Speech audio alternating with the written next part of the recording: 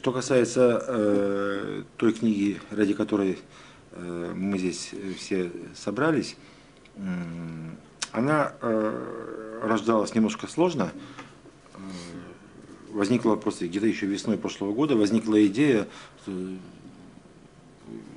распаду Советского Союза, той страны, в которой большинство из нас, да, наверное, все присутствующие родились как минимум, большинство выросли, и у многих состоялась большая часть жизни. 20-летию распада этой страны исполняется 20 лет, это с точки зрения истории и маленький, и в то же время немалый период. Период маленький, потому что история вообще-то измеряется тысячелетиями, не маленький, потому что это время, которое уже можно, которое позволяет уже что-то осмысливать. Вот. Потом я долго мучился в течение лета, начала и большей части осени до зимы где-то. Я долго мучился над тем, как ее концептуально выстроить. Начиналось вообще с идеи создания некоего такого академического издания, строго научного, выстроенного по принципу вузовского учебника, где все так вот иерархизировано по главам, по параграфам и так далее.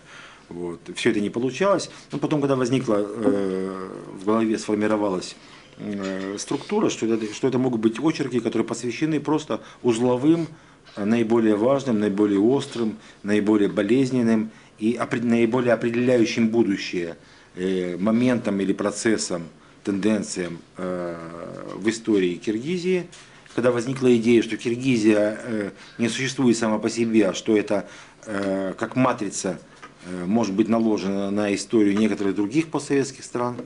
Вот тогда работа пошла легко, и, скажу честно, я ее написал вот в том виде, в каком она сейчас существует. Если посмотреть вариант, который был, скажем, в июле прошлого года, он очень сильно отличается от того, что получилось в итоге. Итоговый вариант писался буквально это декабрь, январь, февраль нынешнего года. Вот, работа пошла легко, когда появилась, сказать, схема, методология в голове, выработалась этой работы.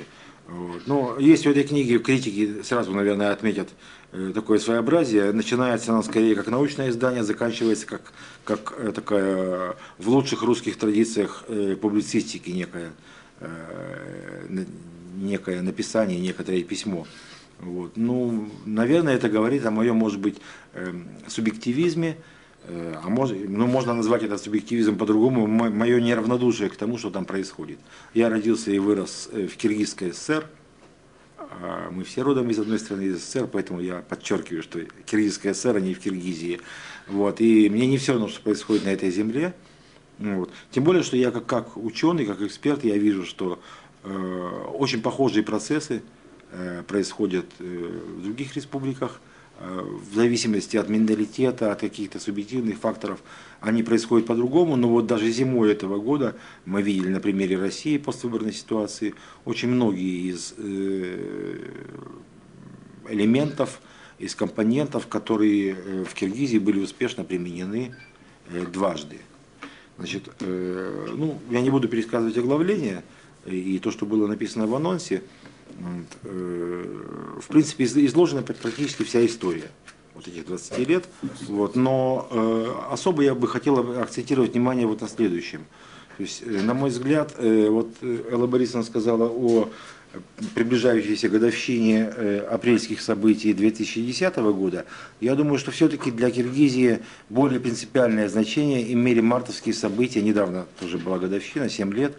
2005 года. Вот здесь в заключении книги я сравниваю их с революцией 17 года для Российской империи или с 91 годом для Советского Союза. Потому что, на мой взгляд, в марте 2005 года до марта 2005 года по инерции постсоветского времени сохранялся какой-то шанс на формирование, на создание некоего государства, пусть маленького, пусть бедного, пусть слабого, но тем не менее самостоятельного государства. Когда в марте 2005 года было разрушено вот то сакральное отношение общества-государства, которое было у нас у всех постсоветских людей, когда появилось в обществе такое достаточно тотальное, вот Сергей Александрович в Киргизии бывал неоднократно, и надеюсь, он не будет меня опровергать, тотальное ощущение безнаказанности и вседозволенности, когда независимо от формулировок вождей и лидеров, национальной идеей стали слова «я тоже хочу побыть президентом», и это в условиях маленькой республики, где реальное население с учетом миграции составляет не более, находящиеся на территории, не более 4 миллионов человек, вот это страшно. Вот это показывает полный крах и полную несостоятельность государства как такового. Я не думаю, что это только судьба Киргизии. Достаточно многое зависит от субъективных факторов, и эта мысль тоже проходит в книге. Случись в 90-м году избранный президентом Киргизии не академик Аскар Акаев, а первый секретарь ЦК Компартии Киргизии Абсамат Масалиев, вполне возможно, сегодня киргизы были бы туркменами. Случись в Туркмении избрание президентом человека из научной и интеллигентной среды, и сегодня туркмены были бы киргизами. Это к вопросу о роли личности в истории, именно так называется одна из глав моей книги. Что необходимо нормальному человеку для нормальной жизни, человеку не политизированному, а просто живущему обычной гражданской человеческой жизнью? Ему необходима предсказуемость завтрашнего дня, ему необходима предсказуемость возможности зарабатывать, иметь работу, зарабатывать и кормить своих детей. Вот Киргизия сегодня, если сравнивать ее, например, с соседним Казахстаном, то это очень разительный контраст. 240 километров от Алматы до Бишкека, и ты видишь совершенно других, морально, ментально, ты видишь совершенно других людей. Это люди, которые уверены в завтрашнем дне, которые знают, что у них будет завтра заработная плата, что их дети пойдут в детский сад или в школу, поступят в вуз, сделают более или менее успешную карьеру, при всех недостатках, свойственных всем нашим республикам, коррупции и всему остальному. В Киргизии человек живет сегодняшним днем, он не знает, что будет завтра. А завтра будет другой президент. Завтра опять начнется передел собственности. Завтра возникнет очередной межэтнический конфликт или еще что-либо. Вот это вот примерно та проблематика, которую я пытаюсь здесь осмыслить. Я не знаю, критиков будет много, наверное, но это, наверное, и хорошо. Я проводил небольшую, на прошлой неделе проводил небольшую презентацию в Бишкеке, я сказал там такие слова, что пусть она как минимум послужит стимулом для критиков, которые попытаются в каких-то отдельных проблемах, которые я поднимаю, может быть верно, может быть неверно, пусть они попытаются меня опровергнуть, пусть они найдут дополнительные аргументы, и тогда ее задача будет выполнена. Я думаю, что сейчас в мире происходит такая ситуация такого глобального самоопределения для каждой страны. Глобальная конкуренция только растет, она не уменьшается. Все разговоры о перезагрузках, еще о чем-то, это разговоры, это для политиков. Эксперт отличается от политика тем, что он может говорить правду. Как говорил Булгаков, ее легко и приятно говорить. Вот. То есть конкуренция растет. Выродится она в некую острую фазу, там, военную, или она останется на уровне вот такой политико-экономической конкуренции, это другой вопрос. Но для малых стран, к которым относятся практически все республики бывшего СССР, есть только один выход. И Киргизия в этом смысле, она своей динамикой развития, вот этой, после 5-го года особенно, она просто является ярким примером. По сравнению с Казахстаном, по сравнению с другими республиками, Киргизия в этом смысле ярче, более мощная динамика развития. Она только подтверждает, что спасение только в одном.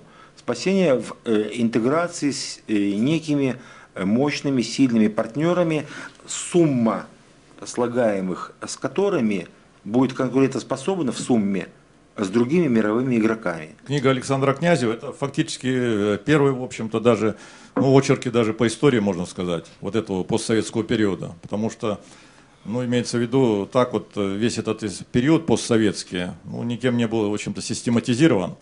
Вот. И поэтому она и вызывает столь неоднозначное, в общем-то. Потому что есть тоже вот здесь мифологизированные там разные, в общем-то, сюжеты, которые там пишутся и так далее. Вот по отдельным, в общем-то, проблемам. А вот постсоветская, цельная такая, в общем-то, работа, понятно, там поднимаются все такие, в общем-то, проблемы, достаточно злободневные для сегодняшнего, в общем, Киргизии, последуется путь развития. Вот. Там можно, конечно, поспорить, потому что есть вещи, это и понятно. Книга, которая не вызывает споров, вы сами понимаете, ее ценность, в общем-то, с чем-то можно там, допустим, и пополемизировать. Чем еще эта книга, она хорошо как бы читается, что очень, на мой взгляд, важно, что вот он говорит, я начал ее как, значит, очерки истории, вот, а закончил вот уже это как в публицистике. Ну, он поскромничал, я так думаю, он закончил достаточно эмоционально, но это вот тот вот как вот стиль, который, ну, мне всегда так импонирует, это вот научно-популярный стиль. Потому что действительно эта книга, она должна найти, в общем-то, своего читателя, ну не только там, скажем, у узких специалистов, там, которые занимаются, там, политологи, там, востоковеды, но и также, я думаю, что и широкие круги, в общем-то, общественности, которые интересуются этими вещами. И с этой точки зрения, в общем-то, это как раз выигрышный такой, в общем, стиль. Я вообще считаю, что в таком жанре нужно, в общем-то, и писать.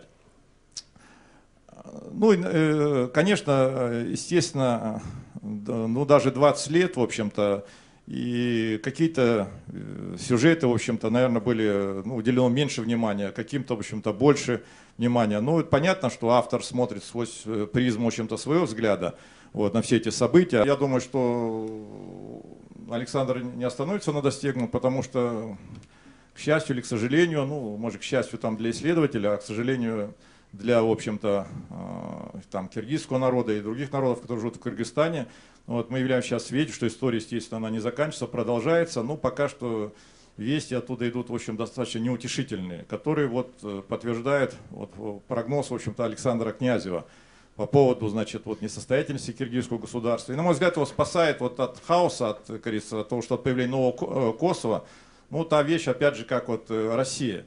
Но своим присутствием, тем, что, скажем, вы знаете, что после вот этого Волжского погрома, по-другому это никак, в общем-то, нельзя назвать, просто страна, конечно, она, в общем-то, границы ее достаточно проницаемы, и поэтому, значит, самые такие вот, ну, обычно, вы знаете, в этносе всегда молодежь, в принципе, вот протестные такие настроения, в общем-то, в себе аккумулирует, ну, и вот люди такие, значит, полной силы, в общем, они уезжают в Россию, вот, этим самым как-то ситуация разряжается. Ну, еще, кажется, не вечер, тем не менее, еще мы, я боюсь, живем в преддверии, в общем-то, еще более трагических, в общем-то, событий, хотя не хотелось бы каркать, в общем, отношения. Ну,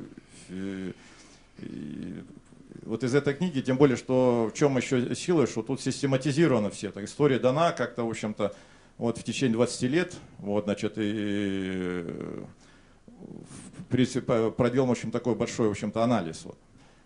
Ну, это вот, тут можно, конечно, об этих проблемах достаточно очень много говорить, но вот я пожелал бы Александру, чтобы он, как говорится, продолжал через 5 лет, в общем, чтобы, вот, когда по мере накопления материала, вот, значит, вот, чтобы он тоже опять продолжил свою вот эту традицию, как летописца киргизской истории.